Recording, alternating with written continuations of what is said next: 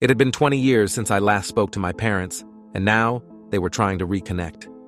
I had cut them out of my life after a tumultuous childhood marred by their emotional neglect and resentment stemming from my mother's death during childbirth. For most of my life, I believed their absence was a result of my mother's demise, but the truth I uncovered shattered everything I thought I knew. A few days ago, I learned that I had a daughter, a 20-year-old girl who had grown up believing that a man named Carl was her father. My heart ached at the thought of her, a life I hadn't been a part of, while I had spent 2 decades grieving the loss of my own family. It was overwhelming, a mix of joy and sorrow that left me dizzy. I didn't even know if I was ready to meet her, to explain the tangled web of lies that had kept us apart.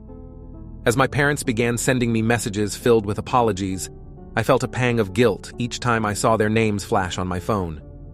They stood outside my workplace, waiting for me to stop and talk, but I just drove by, ignoring them.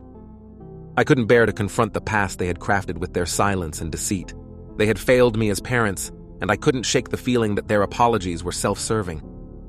They wanted a relationship again, but I had no interest in that. I just wanted to move on, to distance myself from the toxic weight they carried. My wife, however, believed that for my emotional health, and perhaps for my daughter's sake, I should at least try to speak with my parents.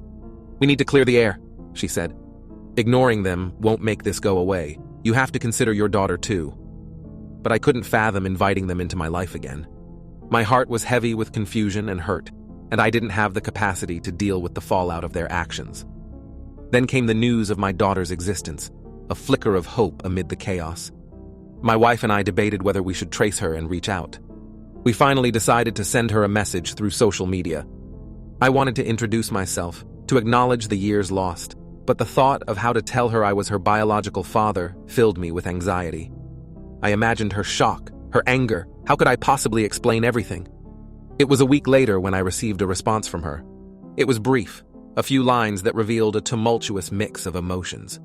She had spoken to her mother about me and learned the truth that her entire life had been built on a lie. I felt a surge of empathy for her.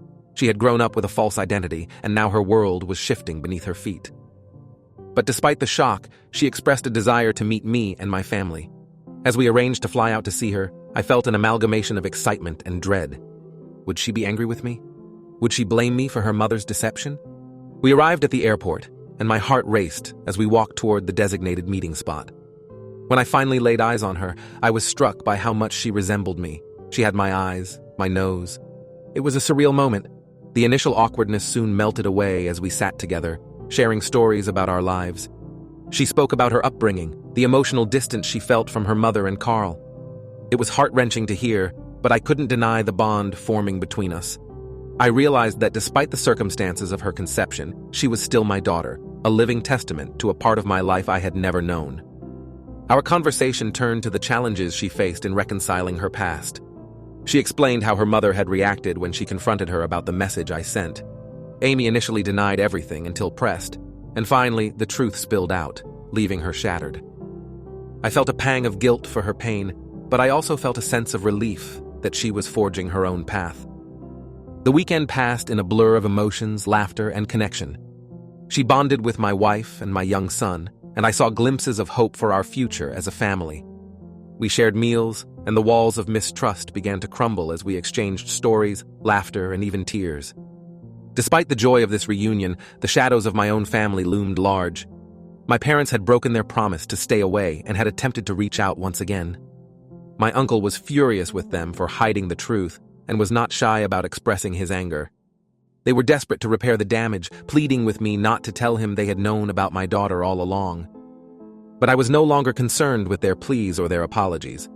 I had spent years in emotional turmoil, wrestling with my own resentment towards them. Now I was determined to focus on the future with my daughter. I wasn't ready to forgive them, nor did I owe them anything. They had lost their chance to be part of my life.